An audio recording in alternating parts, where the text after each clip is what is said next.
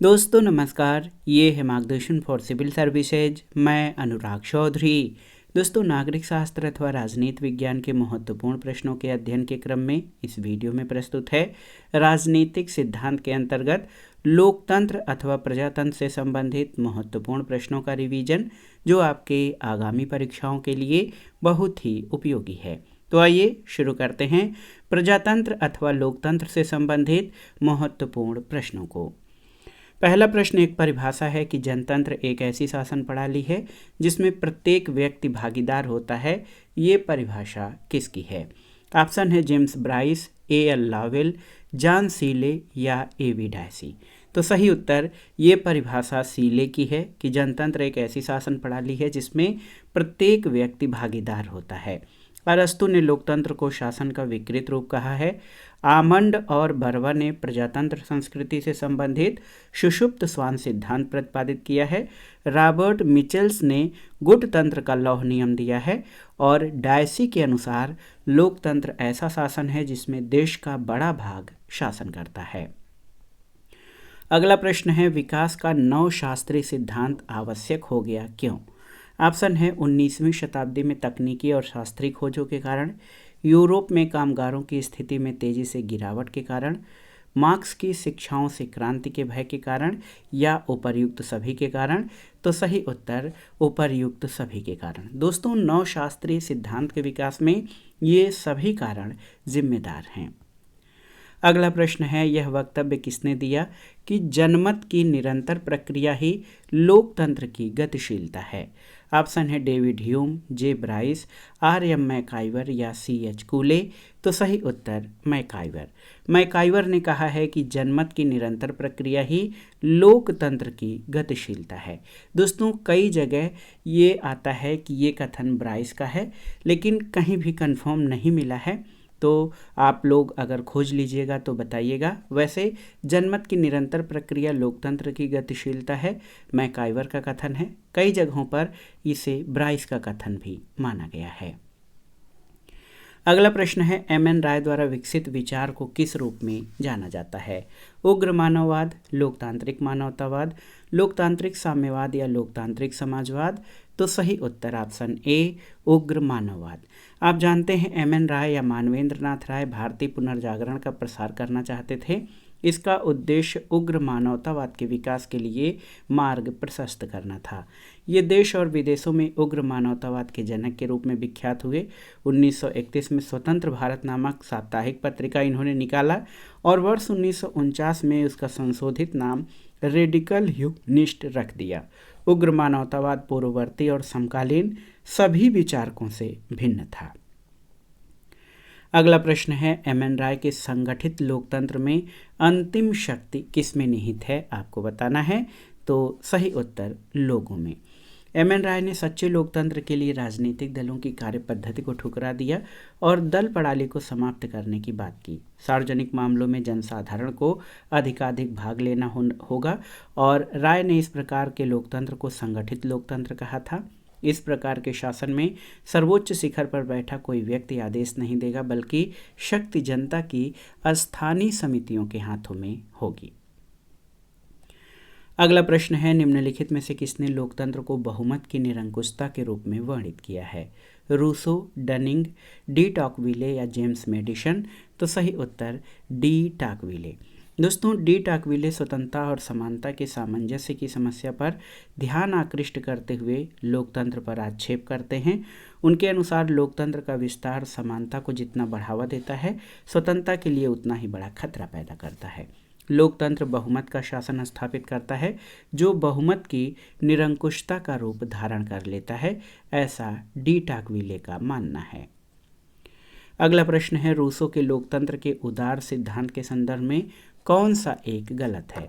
सामान्य कल्याण, प्राकृतिक समानता, राज्य के आधार के रूप में सहमति या व्यक्तिगत संबंधों के निर्धारण में व्यक्ति के अहस्तांतरणीय अधिकार। तो सही उत्तर प्राकृतिक समानता। रूसो की कृति है a discourse on the origin of inequality. इसमें प्राकृतिक समानता की नहीं बल्कि प्राकृतिक असमानता की चर्चा की गई है। उन्होंने दो प्रकार के विषमताओं की चर्चा की है, एक प्राकृतिक विषमता और दूसरा परंपरागत विषमता। प्राकृतिक विषमता को रूसो अपरिवर्तनीय मानते हैं और परंपरागत विषमता जो है विशेषाधिकार की पोषक है, जिसे समाप्त करना चाहिए। अगला प्रश्न है, प्रजातांत्रिक संस्कृति के सुषुप्त श्वान सिद्धांत का आशय क्या है? तो आप जान लीजिए कि निम्न सहभागिता सरकार के लिए वृहद संतोषप्रद है। दोस्तों, प्रजातांत्रिक संस्कृति के लिए सुषुप्त श्वान सिद्धांत को आमंड और बर्वा ने नागरिकों के शासन के मामलों में निम्न सहभागिता या कम से कम पार्टिसिपेशन के रूप में व्यवस्थापित किया और ये स्थिति सरकार के लिए वृहद संतोषप्रद रहती है। अगला प्रश्न कथन और कारण से संबंधित है। कथन है, लोकतांत्रिक विकेंद्रीकरण द्वारा उस निर्धनता को कम करने की संभावना कम है जो उप क्षेत्रों या मोहल्लों के बीच विषमता उत्पन्न करती है। कारण है आपका कि लोकतांत्रिक विकेंद्रीकरण के परिणाम स्वरूप निम्न स्तरों पर सशक्त इकाइयों का अभिजनों द्वारा प्रग्रहण हो जाता है। तो यहाँ पर ए गलत है लेकिन आर सही है। बहुत ही महत्वपूर्ण प्रश्न है दोस्तों, आप जान लीजिए कि आप इसकी व्याख्या अगर जो देखेंगे तो स्थानीय स्तर पर विकास योजनाओं का निर्माण और उनके क्रियान्वयन का उत्तरदायित्व उप क्षेत्रों और मोहल्लों को सौंपना लोकतांत्रिक विकेंद्रीकरण का उद्देश्य है। इससे न केवल उन क्षेत्रों के बीच बल्कि उनमें निवास करने वाले लोगों के मध्य विषमता कम होती है। इसके साथ ही इन इकाइयों में राजनीतिक सक्रियता विशिष्ट वर्गों तक सिमट कर रह गई है। दलित, अन्य पिछड़ा वर्ग और महिलाओं को आरक्षित स्थान प्राप्त होने के बाद भी इन संस्थाओं की कार्यप्रणाली का नियंत्रण करने में अभिजन वर्ग आगे रहा है। इसलिए ए गलत है और कारण सही है। अगला प्रश्न है, लोकतंत्र शासन का विकृत रूप है, ये कथन किसका है? ऑप्शन है प्लेटो, गैटेल, अरस्तु या बोंदा। तो सही उत्तर अरस्तु।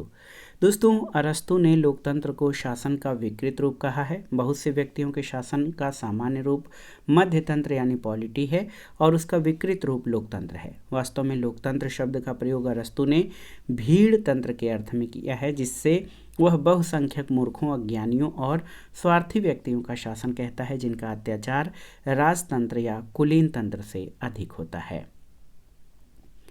अगला प्रश्न है, पॉलिटी या संवैधानिक जनतंत्र कहीं अधिक अस्थायी व्यवस्था है जिसमें क्रांति की संभावना कम रहती है, ये कथन किसका है? तो याद रखिएगा, ये कथन अरस्तु का है। दोस्तों, पॉलिटी या संवैधानिक जनतंत्र को अरस्तु राज्य का सर्वोत्तम रूप मानता है।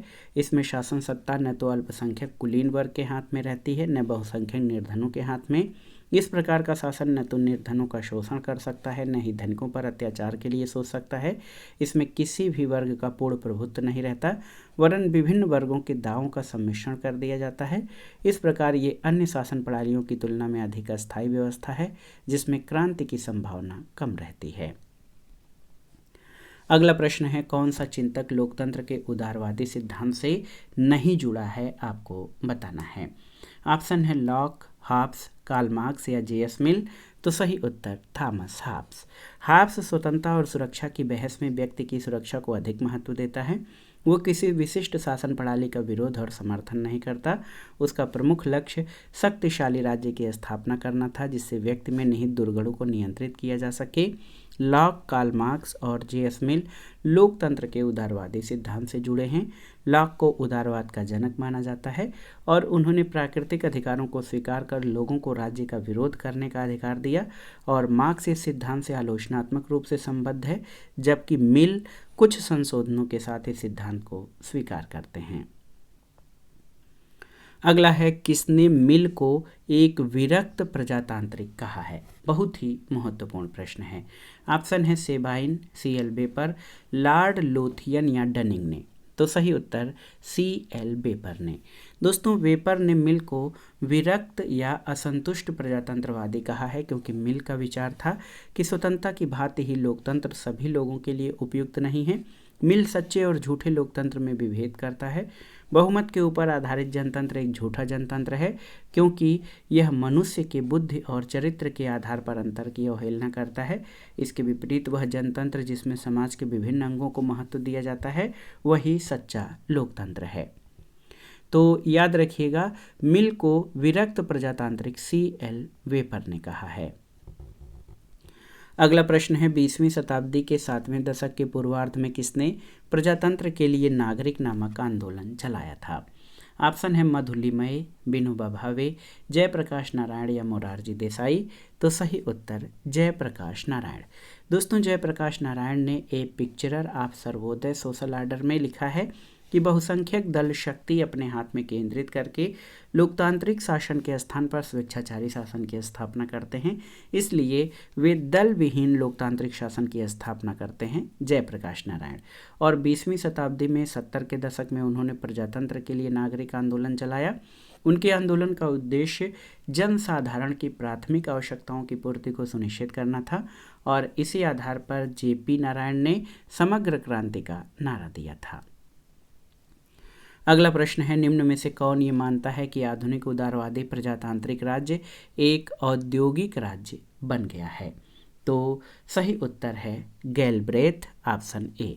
दोस्तों, JK गैलब्रेथ ने अपनी महत्वपूर्ण कृति द न्यू इंडस्ट्रियल स्टेट में कहा है कि आधुनिक उदारवादी प्रजातांत्रिक राज्य एक औद्योगिक राज्य बन गया है। अगला प्रश्न है, कौन लोकतंत्र का एक सिद्धांतकार नहीं है? Alex de Tocqueville, JJ Rousseau, JS Mill या EW नीत्शे। तो याद रखिएगा, नीत्शे जो हैं ये लोकतंत्र के सिद्धांतकार नहीं हैं। एलेक्स डी टॉकविले, रूसो और मिल लोकतंत्र के सिद्धांतकार हैं, जबकि EW नीत्शे लोकतंत्र का सिद्धांतकार नहीं है। दोस्तों, JS मिल लोकतंत्र के उदारवादी सिद्धांत का समर्थक है। उसके अनुसार लोकतंत्र लोगों की देशभक्ति को बढ़ाता है। डी टॉकविले लोकतंत्र को बहुमत की निरंकुशता के रूप में देखता है। अगला प्रश्न है कि अपने संविधानों के वर्गीकरण में अरस्तु ने प्रदर्शित किया है कि बहुतंत्र या पॉलिटी का विकृत रूप क्या है? तो सही उत्तर आपका हो जाएगा लोकतंत्र। दोस्तों, बहुतंत्र या पॉलिटी को अरस्तु शासन का अच्छा रूप या श्रेष्ठ रूप मानता है, जबकि बहुतंत्र या पॉलिटी जो है उसका विकृत रूप लोकतंत्र को मानता है। इसे वो भीड़ तंत्र की संज्ञा देता है। अरस्तु ने संविधान के वर्गीकरण शासकों की संख्या और शासन के उद्देश्य के आधार पर किया है। बहुतंत्र या पॉलिटी या जिसे अरस्तु मध्य वर्ग तंत्र कहता है, इसका अभिप्राय जनता का शासन का संविधान के अनुरूप चलाया जाना है, और जब इस प्रकार का शासन संविधान के अनुसार नहीं चलाया जाता तो लोकतंत्र का विकृत रूप बन जाता है, जिसको अरस्तु मोबोक्रेसी या भीड़ तंत्र के रूप में अभिव्यक्त करता है। अगला प्रश्न है, कौन एक प्रजातंत्र के बहुलवादी सिद्धांत का समर्थक है? Lord Bryce, David B Truman, C Wright Mills या हेराल्ड लासवेल। तो सही उत्तर आपका हो जाएगा डेविड ट्रूमैन। दोस्तों, प्रजातंत्र का बहुलवादी सिद्धांत इस मान्यता पर आधारित है कि राज्य को सामाजिक समूहों के व्यक्तित्व और स्वायत्तता को स्वीकार करना चाहिए और देश की राजनीतिक प्रक्रिया में भाग लेने की अनुमति होनी चाहिए। डेविड ट्रूमैन ने अपनी पुस्तक द गवर्नमेंटल प्रोसेस में लोकतंत्र के अंतर्गत सामाजिक समूहों की पारस्परिक क्रियाशीलता को स्वीकार किया है और प्रत्येक व्यवस्था में समूहों के अस्तित्व को अनिवार्य माना है। अगला प्रश्न है, निम्नलिखित में से कौन सा एक सही सुमेलित नहीं है? यहाँ पर देखिए, लोकतंत्र का बहुलवादी दृष्टिकोण रॉबर्ट डेहल सही सुमेलित है। लोकतंत्र का अभिजनवादी दृष्टिकोण गिटानो मोस्का सही है। लोकतंत्र का कारपोरेट दृष्टिकोण हीगल सही नहीं है।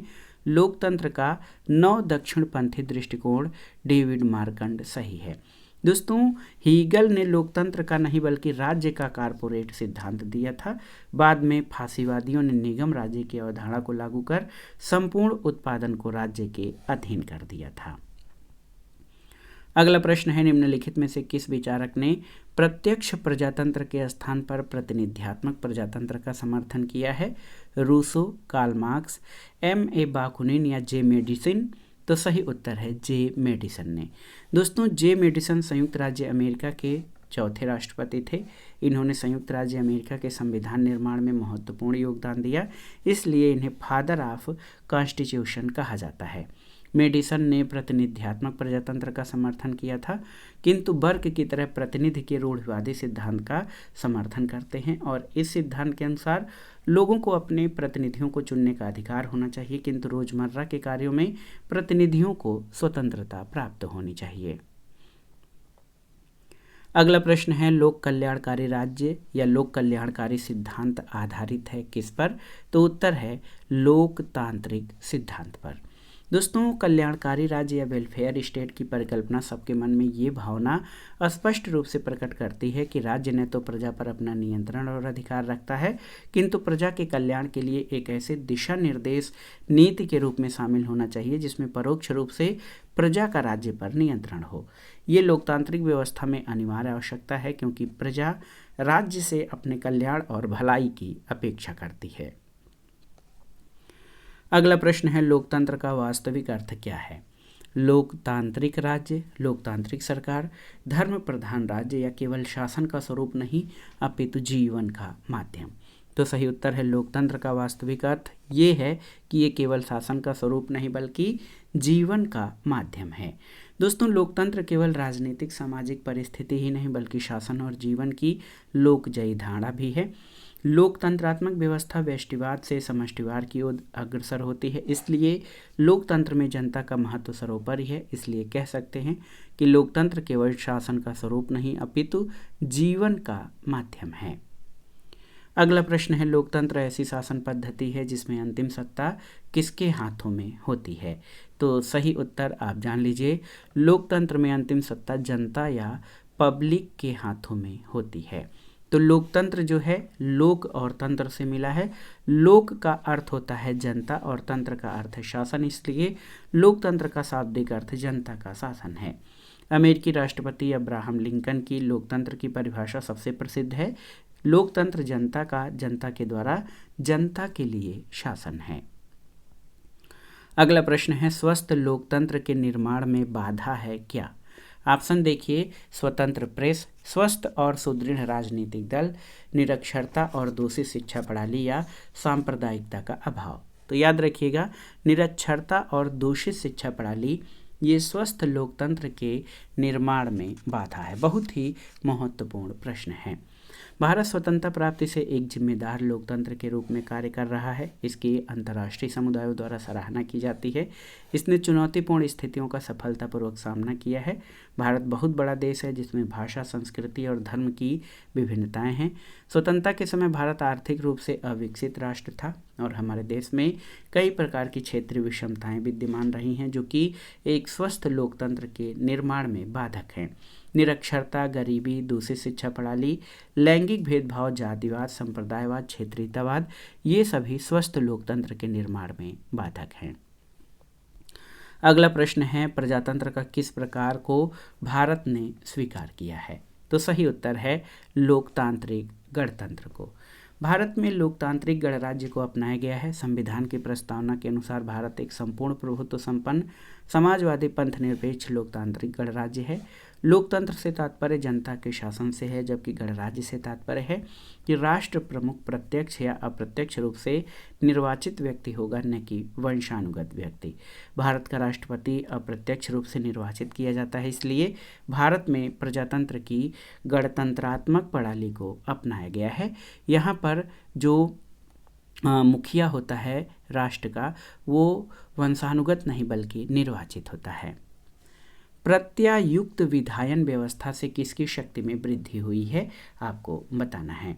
ऑप्शन है विधायिका, विधायी समितियां, प्रशासनिक विभागाधिकारी या मंत्रिपरिषद। तो सही उत्तर है प्रशासनिक विभागाधिकारी। दोस्तों, प्रत्यायोजित विधान का अर्थ होता है विधानमंडल द्वारा कार्यपालिका को प्रत्यायोजित नियम बनाने की शक्ति का प्रयोग। इसे डेलीगेटेड लेजिस्लेशन, अधीनस्थ विधान या सहायक विधान के नाम से जाना जाता है। वस्तुतः संसद अपनी कानून निर्माण की शक्ति प्रशासनिक विभाग अधिकारियों को प्रदत्त कर देती है और इस शक्ति के आधार पर इन अधिकारियों द्वारा जिन नियमों का निर्माण किया जाता है उसे ही प्रदत्त विधान कहते हैं। प्रदत्त विधान प्रशासनिक विभागाधिकारियों से संबंधित है और इससे इनकी प्रशासनिक विभागाधिकारियों की शक्ति में वृद्धि हुई है। अगला प्रश्न है, लोकतंत्र के बारे में ये कथन किस विचारक का है कि इस बात से कोई इनकार नहीं करता कि वर्तमान प्रतिनिधि सभाओं में अनेक त्रुटियां हैं, परंतु यदि मोटर गाड़ी खराब हो जाए तो उसकी जगह बैलगाड़ी का इस्तेमाल करने लगना मूर्खता होगी, चाहे इसकी कल्पना कितनी ही मधुर क्यों न लगे। तो ये कथन दोस्तों C.D. बर्न्स का है, याद रखिएगा, ऑप्शन ए आपका सही उत्तर है। दोस्तों, लोकतंत्र के व्यवहारिक स्वरूप में कुछ कमियां हैं, लेकिन इन्हें दूर करके इसे और कार्यकुशल बनाया जा सकता है। इसकी जगह पुरानी व्यवस्था, राजतंत्र या अधिनायक तंत्र अपना लेना मूर्खता होगी। इस संदर्भ में C.D. बर्न्स ने लिखा है कि इस बात से कोई इनकार नहीं करता कि वर्तमान प्रतिनिधि सभाओं में अनेक त्रुटियां हैं, पर यदि मोटर गाड़ी खराब हो जाए तो उसकी जगह बैलगाड़ी का इस्तेमाल करने लगना मूर्खता होगी, इसकी कल्पना चाहे कितनी ही मधुर क्यों न लगे। इसी प्रकार अल्फ्रेड स्मिथ ने कहा है कि लोकतंत्र के सभी रोगों का निदान और अधिक लोकतंत्र के द्वारा हो सकता है। C.D. बर्न्स का कहना है कि सभी प्रकार का शासन शिक्षा प्रदान करने की एक पद्धति है, परंतु आत्म शिक्षा ही सबसे अच्छी शिक्षा है, इसलिए सबसे अच्छा शासन स्वशासन है जो लोकतंत्र है। जवाहरलाल नेहरू ने कहा है कि लोकतंत्र का अर्थ है सहिष्णुता, न केवल उन लोगों के प्रति जिनसे हम सहमत हों, बल्कि उनके प्रति भी जिनसे हम असहमत हों। महात्मा गांधी ने कहा है कि लोकतंत्र वह कला और विज्ञान है जिसके अंतर्गत जनसाधारण के विभिन्न वर्गों के भौतिक, आर्थिक और आध्यात्मिक संस्थानों को सबके सामान्य हितों की सिद्धि के लिए नियोजित किया जाता है।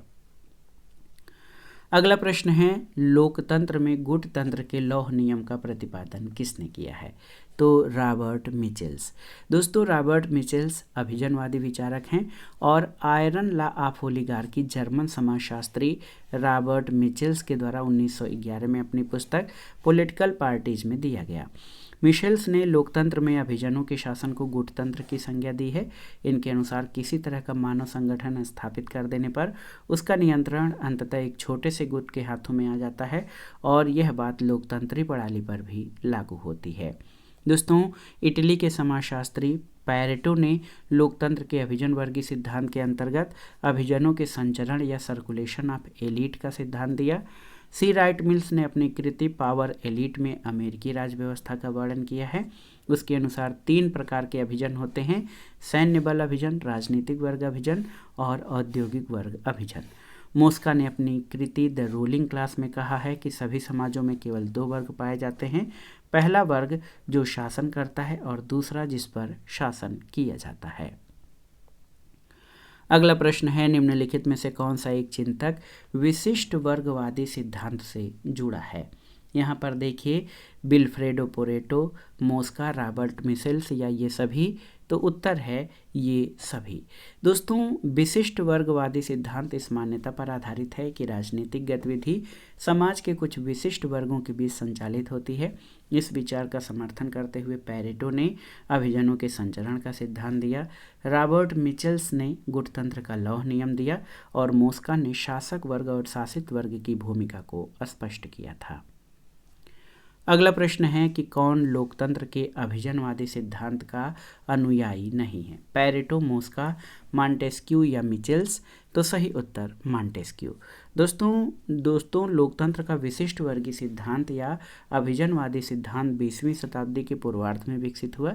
इसे अनुभववादी लेखक जिसमें पैरेटो, मोस्का, मिचेल्स, बर्नहम, शुम्पीटर आदि प्रमुख हैं, इन्होंने विकसित किया। मॉन्टेस्क्यू इस सिद्धांत के अनुयायी नहीं थे। अगला प्रश्न है, पैरेटो के संबंध में निम्नलिखित में से कौन सा कथन सही नहीं है, आपको बताना है। देखिए, वह हड़ताल के अधिकार को न्यायोचित ठहराता है। उसने अभिव्यक्ति की स्वतंत्रता को सत्य की खोज के लिए उपयुक्त माना। उसने साम्राज्यवाद की प्रशंसा की है, ये सही नहीं है। उसने अभिजन वर्ग में संचरण की बात की है, सही है। दोस्तों, पैरेटो ने साम्राज्यवाद की निंदा की है और उसे मुक्त समाज के लिए अभिशाप माना है। प्लेटो, हीगल और मार्क्स की आलोचना वो इस आधार पर करता है कि इन तीनों ने समाज की समग्र व्याख्या करते हुए भी सर्वाधिकारवादी शासन प्रणाली के लक्ष्यों और सिद्धांतों का समर्थन किया है। अगला प्रश्न है कि कौन लोकतंत्र के विशिष्ट वर्गीय सिद्धांत से संबंधित नहीं है? पैरेटो, मोस्का, रॉबर्ट मिचेल्स या डेविड स्टन? तो सही उत्तर डेविड स्टन ये विशिष्ट वर्गीय सिद्धांत से संबंधित नहीं है। अगला प्रश्न है शक्ति अभियान का सिद्धांत किसने दिया है, आपको बताना है। तो शक्ति अभियान या पावर एलिट का सिद्धांत सी राइट मिल्स ने दिया है। ऑप्शन बी आपका सही उत्तर है। दोस्तों, अमेरिकी समाज वैज्ञानिक सी राइट मिल्स ने अपनी कृति द पावर एलिट 1956 में विशिष्ट वर्गवादी सिद्धांत का एक नया संस्करण प्रस्तुत करने का प्रयत्न किया है, जिसे उसने शक्ति अभियान या विशिष्ट वर्ग की संज्ञा दी है। एक देखिए बहुत ही महत्वपूर्ण प्रश्न है कि कौन लोकतंत्र को स्वीकृत पागलपन कहता है। तो याद रखिएगा टेलीरैंड। दोस्तों, टेलीरैंड के अनुसार लोकतंत्र स्वीकृत पागलपन है। उन्होंने लोकतंत्र को दुष्ट लोगों का कुलीन तंत्र भी कहा है। लोकतंत्र की आलोचना करने वाले अन्य विद्वानों में प्लेटो और अरस्तु के अनुसार लोकतंत्र भीड़ तंत्र या मूर्ख तंत्र या विकृत व्यवस्था है। कार्लाइल कहते हैं लोकतंत्र लाखों मूर्खों की सरकार है। ल्यूडोविकी कहते हैं लोकतंत्र का अर्थ है मृत्यु। वाल्टर वेल के अनुसार लोकतंत्र भ्रष्ट प्लेटोवाद है। एंथोनी गिडिन्स के अनुसार लोकतंत्र में भावनात्मक और बहुमत की अत्यधिकता देखी जाती है। और बार्कर के अनुसार लोकतंत्र जुगाड़ों का शासन है। अगला प्रश्न है किसने लोकतंत्र को एक जीवन शैली के रूप में परिभाषित किया है। तो याद रखिएगा टी.वी. स्मिथ ने। दोस्तों, टी.वी. स्मिथ लोकतंत्र को एक लाइफ स्टाइल या जीवन शैली के रूप में परिभाषित करते हैं। इसके अलावा मैकाइवर ने भी लोकतंत्र को जीवन पद्धति के रूप में परिभाषित किया है। दोस्तों, ऑस्टिन, डायसी, लावेल, ब्राइस आदि विचारक लोकतंत्र को सरकार के निर्वाचन की पद्धति के रूप में देखते हैं। मैकफर्सन के अनुसार लोकतंत्र चयन की ऐसी प्रक्रिया है जिसके द्वारा लोक निर्णय लिए जाते हैं। लावेल के अनुसार लोकतंत्र में कोई ये शिकायत नहीं कर सकता कि उसे सुनवाई का मौका नहीं मिला। और वाल्टर बेजहाट के अनुसार लोकतंत्र लोक शक्ति को भ्रमित करने का सबसे बड़ा तरीका है। ये भ्रम इसलिए स्थापित होता है क्योंकि लोकतंत्र में वाद विवाद और सहिष्णुता के लक्षण हैं जो लोगों को अधिकारों के भ्रम जाल में फंसाते हैं। अगला प्रश्न है प्रतिनिधित्व का कौन सा सिद्धांत प्रत्यक्ष लोकतंत्र को प्रतिष्ठा देता है, आपको बताना है। ऑप्शन है प्रतिक्रियावादी सिद्धांत, अनुदारवादी सिद्धांत, उदारवादी सिद्धांत या क्रांतिकारी सिद्धांत। तो सही उत्तर है क्रांतिकारी सिद्धांत। दोस्तों, प्रतिनिधित्व या रिप्रेजेंटेशन का क्रांतिकारी सिद्धांत डायरेक्ट डेमोक्रेसी को प्रतिष्ठा देता है। रूसो ने प्रतिनिध्यात्मक लोकतंत्र की आलोचना करते हुए प्रत्यक्ष लोकतंत्र का समर्थन किया था। रूसो के अनुसार जनता केवल निर्वाचन के समय ही स्वतंत्र होती है और प्रत्यक्ष लोकतंत्र स्विट्जरलैंड की शासन प्रणाली की महत्वपूर्ण विशेषता है। अगले प्रश्न पर आते हैं किसने कहा था कि सार्वभौमिक वयस्क मताधिकार वास्तव में सार्वभौमिक नहीं है। तो सही उत्तर गिलक्राइस्ट। गिलक्राइस्ट का कथन है कि सार्वभौमिक वयस्क मताधिकार वास्तव में सार्वभौमिक नहीं है। दोस्तों, भारत में वयस्क मताधिकार की न्यूनतम उम्र 18 वर्ष है। फ्रांस और जर्मनी में वयस्क मताधिकार की आयु 18 वर्ष है। डेनमार्क और जापान में वयस्क मताधिकार की आयु 25 वर्ष है और नॉर्वे में वयस्क मताधिकार की आयु 23 वर्ष है। अगला प्रश्न है सभी मनुष्यों को कुछ समय के लिए और कुछ मनुष्यों को सदैव के लिए मूर्ख बनाया जा सकता है, लेकिन सभी मनुष्यों को सदैव के लिए मूर्ख नहीं बनाया जा सकता। ये किसने कहा है?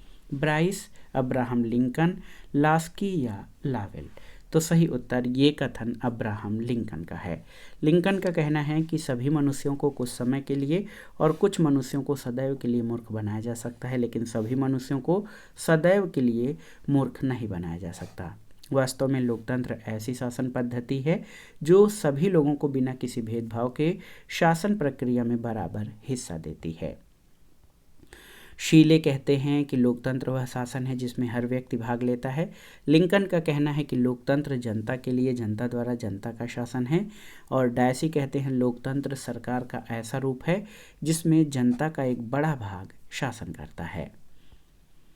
अगला प्रश्न है लोकतंत्र जनता का जनता के लिए जनता द्वारा शासन है। लोकतंत्र की ये परिभाषा किसने दी है? तो आप जानते हैं ये परिभाषा अब्राहम लिंकन की है।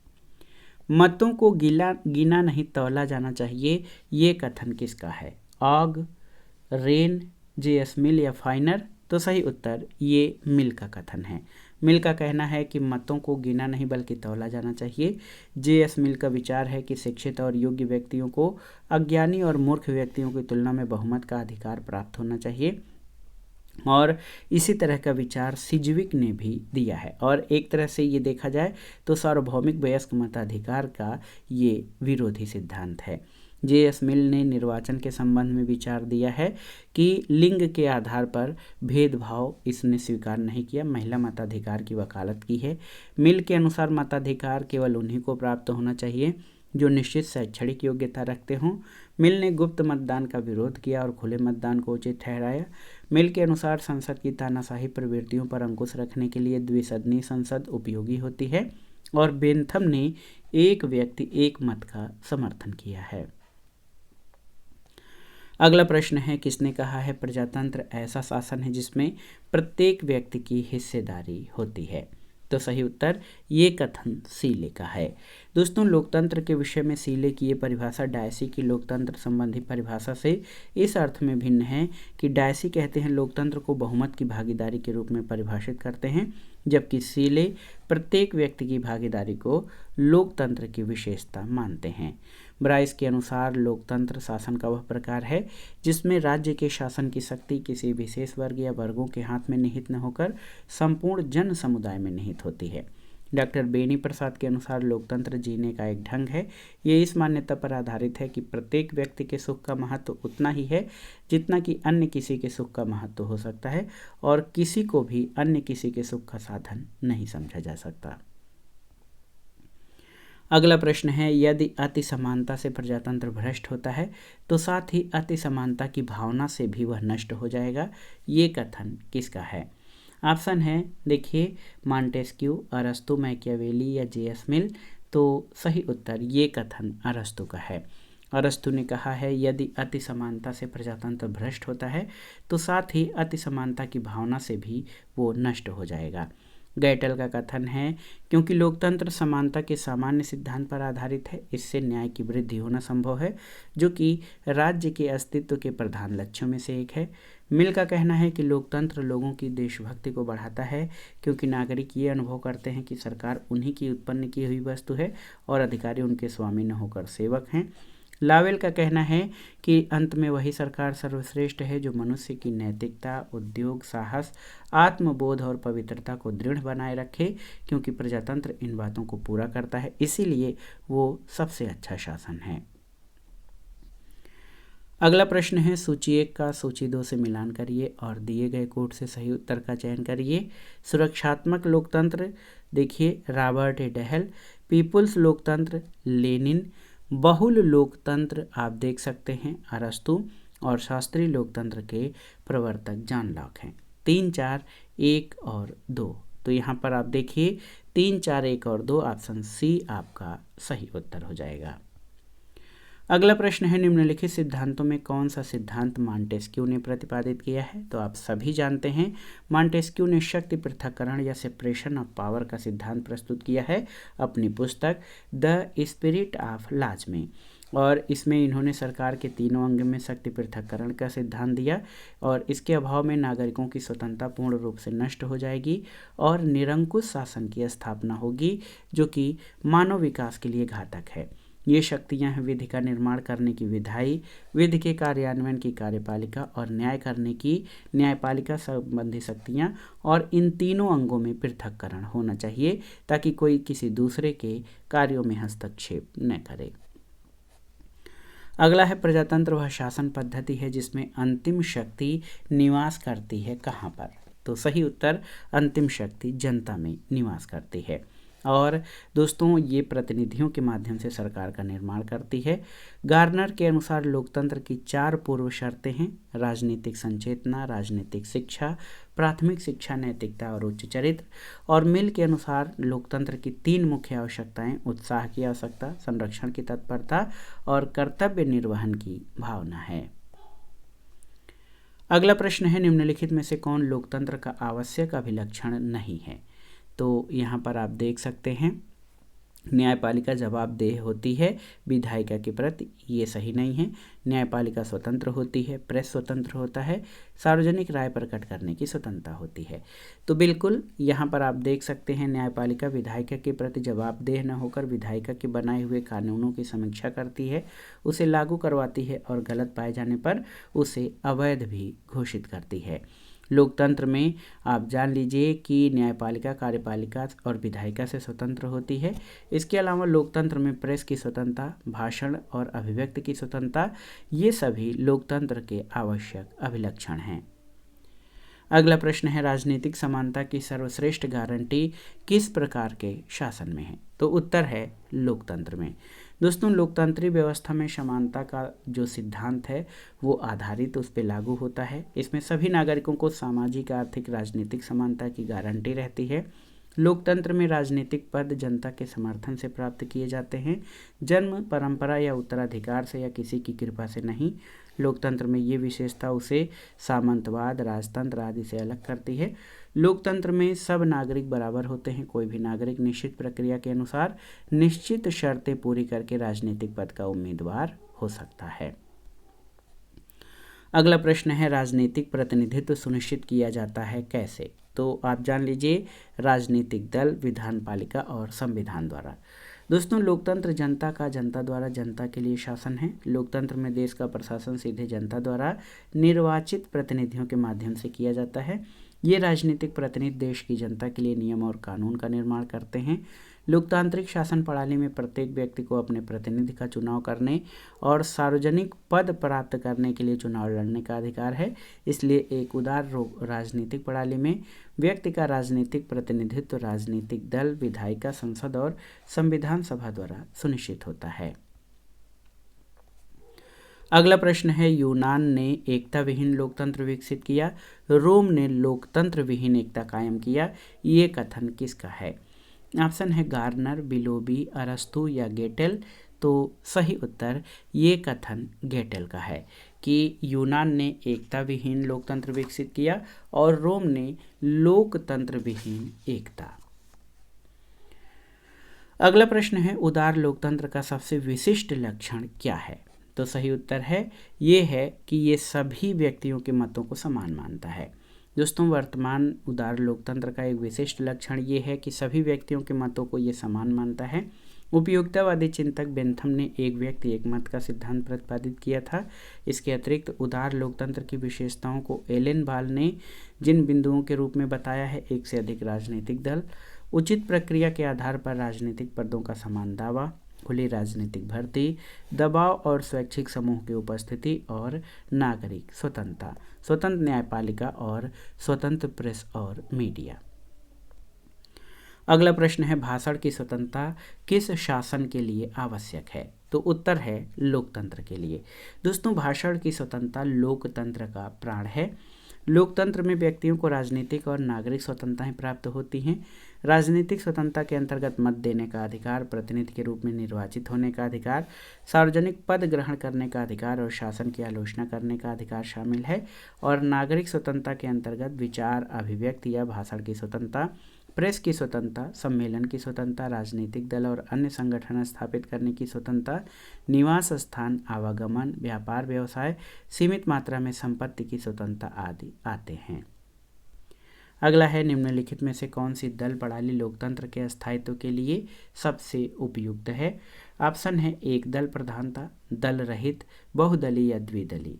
तो सही उत्तर द्विदलीय व्यवस्था। दोस्तों, राजनीतिक दल प्रजातांत्रिक तथा उत्तरदायी शासन व्यवस्था के अभिन्न अंग और वर्तमान राजनीति की प्रेरक शक्ति हैं। राजनीतिक दलों के अभाव में प्रजातांत्रिक शासन निष्प्राण हो जाता है। बेजहाट के अनुसार दलगत शासन उत्तरदायी शासन का महत्वपूर्ण सिद्धांत है और प्रायः बहुदलीय शासन व्यवस्था अधिक प्रजातंत्रात्मक मानी जाती है, परंतु लोकतंत्र की सफलता और उसके स्थायित्व के लिए द्विदलीय शासन पद्धति सर्वोत्तम है, क्योंकि द्विदलीय पद्धति में सरकार स्थिर रहती है, मंत्रिमंडल का निर्माण सरलतापूर्वक हो जाता है, प्रधानमंत्री की स्थिति सुदृढ़ होती है, जनता प्रत्येक दल के कार्यक्रम से परिचित रहती है, सशक्त विपक्ष का होना और सरकार का अस्थायी होना इसकी सबसे बड़ी विशेषता है। दोस्तों, द्विदलीय पद्धति में अन्य छोटे छोटे दल पाए जाते हैं, लेकिन सत्ता में मुख्य भूमिका दो ही दलों की होती है। अमेरिका, ब्रिटेन, ऑस्ट्रेलिया, आयरलैंड आदि में प्रजातंत्र की सफलता का मुख्य कारण द्विदलीय पद्धति है।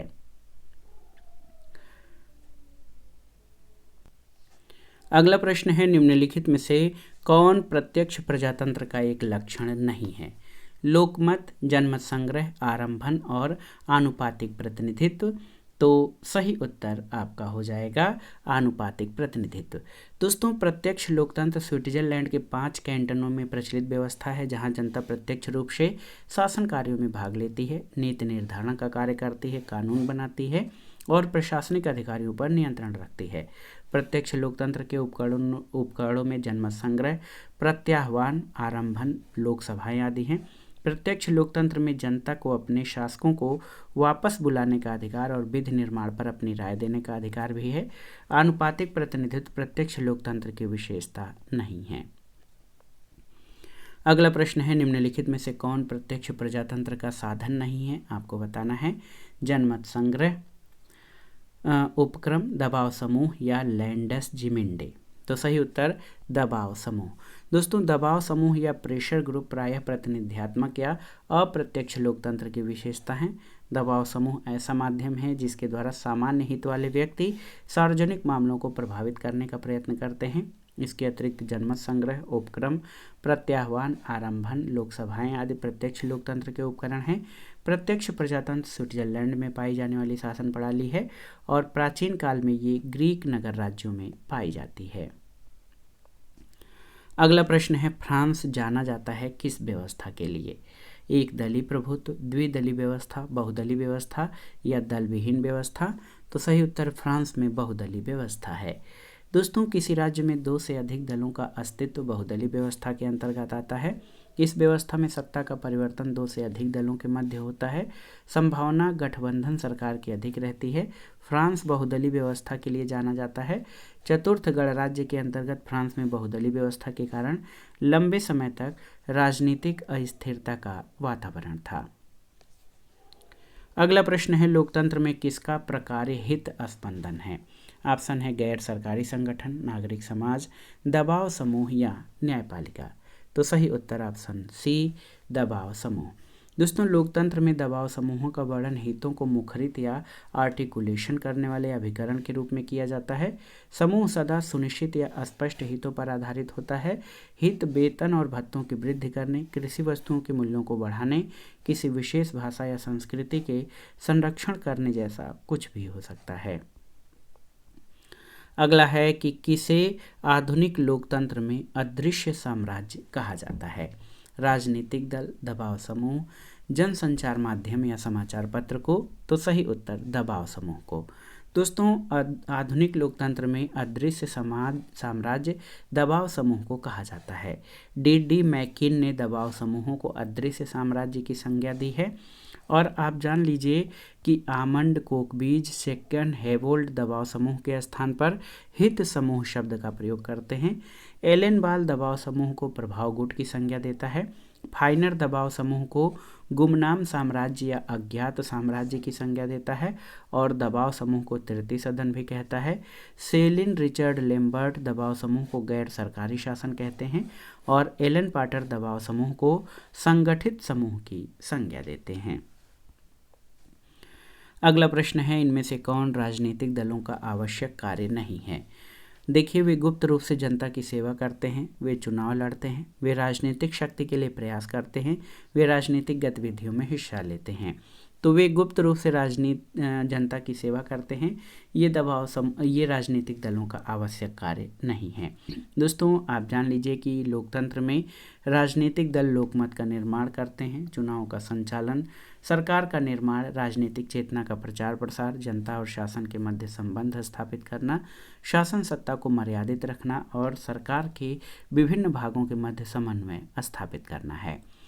दोस्तों, प्रोफेसर मेरियम के अनुसार राजनीतिक दलों का कार्य अधिकारी वर्ग का चुनाव करना, लोक नीति का निर्धारण करना, सरकार को चलाना और उसकी आलोचना करना, राजनीतिक शिक्षण और व्यक्ति और सरकार के मध्य समन्वय करना है। हूबर के अनुसार प्रजातंत्रीय यंत्र के संचालन में राजनीतिक दल तेल की भांति हैं और जोसेफ ला पलम्बोरा ने अपनी पुस्तक पॉलिटिक्स विद नेशंस में राजनीतिक दलों के कार्य, नेताओं की भर्ती और समाजीकरण, राजनीतिक पहचान और मतों को संरचनात्मक रूप देना, सरकार बनाना और संगठन तथा सौदेबाजी और एकीकरण करना बताया है। रॉबर्ट सिबोन ने राजनीतिक दलों के कार्यों में संगठन, मांगों के व्यवस्थित संशोधन, सत्ता का वैधीकरण, नीति का निर्धारण, शासन, उत्तरदायित्व और आधुनिकीकरण कार्यों को प्रमुख माना है। अगला प्रश्न है, औपचारिक प्रशिक्षण को निम्न वर्गों में से किस में विभाजित किया जा सकता है? ऑप्शन है प्रवेश पूर्व प्रशिक्षण, अभिनवकरण प्रशिक्षण, सेवाकालीन प्रशिक्षण या उपर्युक्त सभी। तो सही उत्तर उपर्युक्त सभी। दोस्तों, औपचारिक प्रशिक्षण के अंतर्गत प्रवेश पूर्व प्रशिक्षण, अभिनवकरण प्रशिक्षण, सेवाकालीन प्रशिक्षण सभी आते हैं। किसी भी सरकारी प्रशासनिक व्यवस्था में नियुक्त होने के बाद प्रशिक्षण के नियतकालीन चरणों से गुजरना पड़ता है। ये प्रशिक्षण भर्ती के आरंभिक चरण से शुरू होकर सेवा काल के दौरान तक चलता है, जैसे भारतीय प्रशासनिक सेवा या राज्य स्तरीय प्रशासनिक सेवा में नियुक्ति पूर्व प्रशिक्षण दिया जाता है। अगला प्रश्न बहुत ही महत्वपूर्ण है कि जनमत निर्माण के साधन कौन हैं? प्रेस, राजनीतिक दल, दूरदर्शन और शेयर बाजार में कूट के आधार पर आपको बताना है। तो प्रेस, राजनीतिक दल और दूरदर्शन, क ख ग ये आपके जनमत निर्माण के साधन हैं। जनमत या पब्लिक ओपिनियन का निर्माण करने वाले साधनों में परिवार, धर्म, धार्मिक संगठन, शिक्षण संस्थाएं, संप्रेषण संचार के साधन, प्रेस, दूरदर्शन, राजनीतिक दल, दबाव समूह, व्यवस्थापिका सभाएं, सार्वजनिक मंच आदि हैं। लावेल के अनुसार जनमत या लोकमत विवेक और निस्वार्थ भावना के ऊपर आधारित वह विचार है जिसका लक्ष्य जाति अथवा वर्ग विशेष का हित न होकर संपूर्ण समाज का हित होता है। अगला प्रश्न है, किस देश में संवैधानिक राजतंत्र है? आपको बताना है। तो उत्तर है ब्रिटेन में दोस्तों संवैधानिक राजतंत्र है।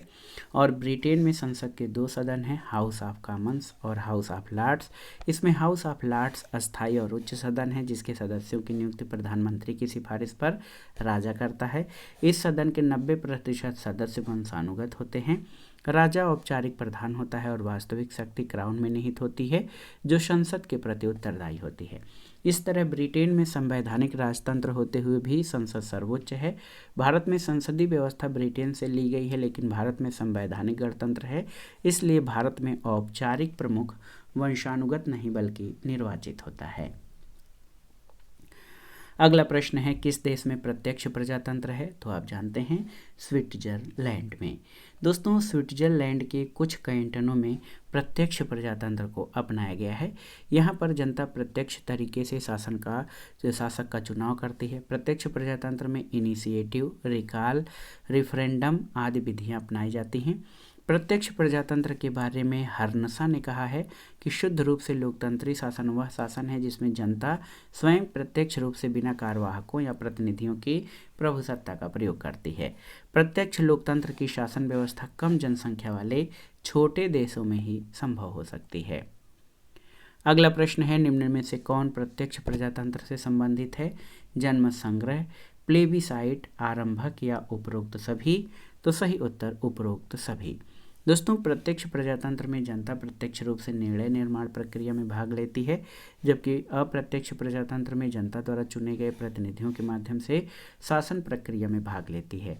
जनमत संग्रह पहल या आरंभक, प्लेबिसाइट या अंतिम जनमत संग्रह और वापस बुलाना यानी रिकॉलिंग ये प्रत्यक्ष प्रजातंत्र से ही संबंधित हैं। अगला प्रश्न है, निर्णय के संबंध में निम्नलिखित में से कौन सा एक सत्य नहीं है? यह विभिन्न विकल्पों में से किसी एक का चुनाव करने की प्रक्रिया है। बिल्कुल सही है।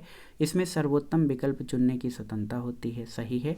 ये योजनाओं और नीतियों का सही चुनाव नहीं करता है। सही नहीं है। ये विवादों के समाधान की एक प्रक्रिया है। तो निर्णय निर्माण के संबंध में ऑप्शन सी सही नहीं है, क्योंकि निर्णय लेना वास्तव में समस्याओं या विवादों के समाधान की प्रक्रिया है। इसमें सबसे पहले आप जान लीजिए विकल्पों का चयन किया जाता है, फिर विकल्पों का विश्लेषण और मूल्यांकन करके सही निर्णय लिया जाता है। एक विचारक है टेरी, इनके अनुसार 2 या अधिक संभावित विकल्पों में से एक व्यवहारिक विकल्प को चुनना निर्णय देना है। साइमन ने अपनी कृति एडमिनिस्ट्रेटिव बिहेवियर में निर्णय लेने संबंधी विचार दिए हैं और साइमन के अनुसार प्रत्येक निर्णय अनेक तथ्यों और एक या अनेक मूल्यों वक्तव्यों का परिणाम होता है। हर्बर्ट साइमन को लोक प्रशासन में निर्णय निर्माण संबंधी इस योगदान के लिए नोबेल पुरस्कार दिया गया था। अगला प्रश्न है, प्रत्यक्ष प्रजातंत्र में ये व्यवस्था रहती है कि यदि जनता के निर्वाचित प्रतिनिधियों या अधिकारियों का व्यवहार संतोषजनक न हो तो जनता उन्हें पद से हटाकर उनकी जगह नए प्रतिनिधि चुन सकती है। इस प्रक्रिया को या इस पद्धति को क्या कहते हैं? ऑप्शन है प्रत्याह्वान, परिप्रेक्षा, जनमत संग्रह या उपक्रम। तो सही उत्तर प्रत्याह्वान या रिकॉलिंग। दोस्तों आप जानते हैं प्रत्याह्वान या रिकॉलिंग है कि यदि जनता के निर्वाचित प्रतिनिधि या अधिकारियों का व्यवहार संतोषजनक नहीं है तो नागरिक उन्हें पद से हटाकर उनकी जगह नए प्रतिनिधि चुन सकते हैं। ये प्रक्रिया रिकॉलिंग कहलाती है। और स्विट्जरलैंड में किसी भी कानून के निर्माण के लिए जनमत संग्रह की मदद ली जाती है। अगला प्रश्न और इस वीडियो का आखिरी प्रश्न है कि द्वितीय सदन की विद्यमानता स्वतंत्रता की गारंटी और कुछ सीमा तक अत्याचार के विरुद्ध सुरक्षा भी है। ये कथन किसका है? तो ये गार्नर का कथन है। दोस्तों गार्नर द्विसदनी व्यवस्थापिका का समर्थन करते हैं। इसमें प्रथम सदन की मनमानी पर रोक लगाती है, साथ ही साथ अविचारपूर्ण कानून के निर्माण पर भी रोक लगाती है। इससे व्यक्ति की स्वतंत्रता की रक्षा और कानून के अत्याचार से सुरक्षा प्राप्त होती है। इस संदर्भ में गार्नर का कहना है कि द्वितीय सदन की विद्यमानता स्वतंत्रता की गारंटी और कुछ सीमा तक अत्याचार के विरुद्ध सुरक्षा भी है। ब्लंट असली ने कहा है कि 2 आंखों की अपेक्षा 4 आंखें सदा अच्छा देखती हैं, विशेषतः जब किसी विषय पर विभिन्न दृष्टिकोणों से विचार करना आवश्यक हो।